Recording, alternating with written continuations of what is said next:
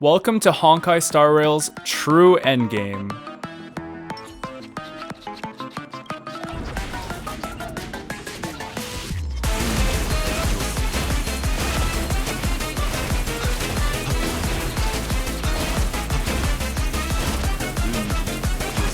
Okay, that's enough. I finally got a chance to try out the new game mode, and this is by far the most fun I've had playing this game. There are so many strategies you can use, the content is really challenging, and it just feels like what we've been working for, what we've put into our characters, actually matters. So what you're gonna see is a blade clear with Path of Abundance, and our strategy here is pretty much just dewdrops. You're gonna see crazy numbers like Blade hitting 1 million or 1.5 million, but even the supports will hit hard, and it's not really their personal damage, it's mostly the blessings, and I found that to be really consistent. So it's definitely, despite what you're seeing, this team is full of 5 stars. I wanted to show this run anyway because this is my first time clearing it, and I figured this was pretty good gameplay to show anyways. Like, look at this damage. Yeah, but most of it isn't really coming from Blade when you take it all into consideration. It's really just the blessings dishing out all that chip damage, and once you level them up, come all the way to this stage, it adds up quite a bit. And look right here, 200k basic attack from Silverwolf. I don't care how strong your Silverwolf is, 90% of that is from the dewdrops. I'll have all my character builds and Curio's blessings shown at the end. I'll actually leave a timestamp so you can skip to it if you want. Just a quick reminder that if you're enjoying the video, make sure to leave a like and subscribe. I'd appreciate it a lot. I'll be making tons of Swarm Disaster content and trying to figure out as many wacky builds that'll work against the hardest content, and hopefully they'll be catered towards free-to-play players as well. But yeah, you've seen all my DPS healer builds. They're gonna work, I'm gonna make them work, and it should be really fun. And of course, I'll be doing a run with Qingque, so stay tuned for that. Okay, I'm gonna do my best to tell you how this strategy works, so hopefully this can help some of you clear difficulty 5 as well.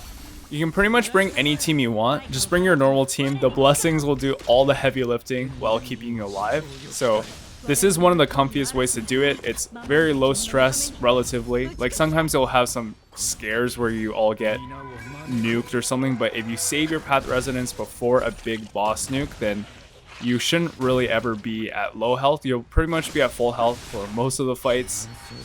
So you definitely want to bring a healer. Luocha is obviously best in slot, but Bailu and Natasha do work.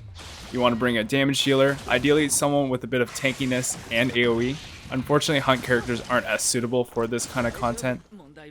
They're a little too squishy, and of course we need AoE to deal with all the ads that this True Sting summons. So pretty much any erudition, nihility, of course, destruction kind of dominates. If you have Imbibitor Lune, you're pretty much set for this. But realistically, again, even if they're super high invested, most of the damage is still coming from dewdrops. So let's get into that part of the strategy. You can also bring a buffer or debuffer like Pela, Tingyun, Bronya. Doesn't really matter too much. It's kind of personal preference. You want to build everyone with a bit of tank. And I mean HP body, defense orb, HP orb, any combination on everyone except your main DPS. If you have a Blade, of course you can give him an HP body, HP orb to make it a lot easier. I'm not doing that. I could, and it would make this run comfier, but yeah, it is an option. The minimum requirements for the strategy is you need to pick the 2 3-star cards that charge dewdrops. One skills off your HP and the other skills off your heals. You definitely want to be upgrading these at the end as well. They'll be doing most of your damage. The other 3-star Abundance Blessing also makes the run a lot comfier. Unfortunately, I didn't manage to snag that for this run, but it's super strong. It heals your entire party for a portion of how much the original healing did. But yeah, these are really the only ones you need to have mandatory. Other than that, you need to pick at least 10 Abundance Blessings, which shouldn't be too hard with how many stages there are. This way we can upgrade our path resonance twice. So the first time you want to pick the cleanse, and the second one you want to add it to the action value bar, action bar. You can see the Eon of Abundance is there, and passively you're getting all those cleanses and heals. Of course, it's a bit less than the path resonance itself, but it is very noticeable and it helps charge all your dewdrops as well. So Even if you don't have a Luocha, the Path Resonance will be doing most of the heals as well as your blessings. So don't worry too much. And as you can see, I did clear this. This is my first clear.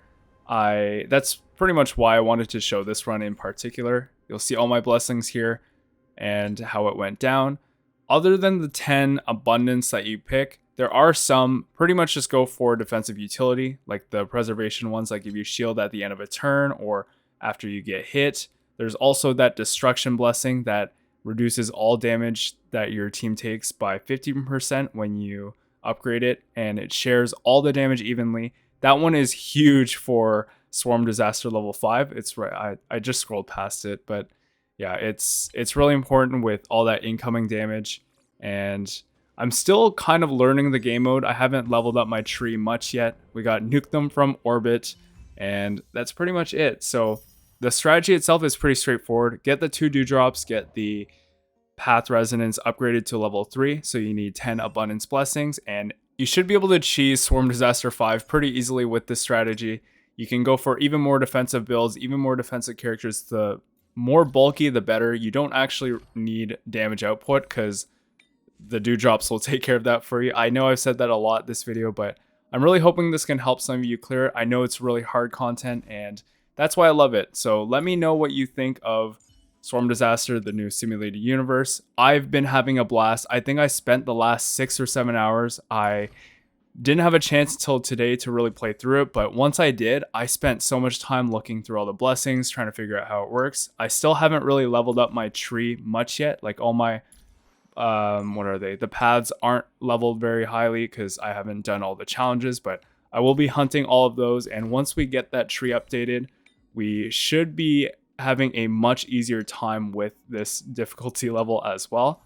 But I do want to make more runs, more fun builds. This is just my first one, so nonetheless, I am really happy about it and looking forward. Like, it makes me really excited for Star Rail's future as well, because if they're pushing out this kind of content so early on in the game and we know it's combat focused, that's what we're building characters for. We don't build them to look at, like, we do get characters to look at them, but we build them so they do more damage, they do more, they're stronger, they, you know, so that's what makes me happy. We finally have a purpose, and that's amazing.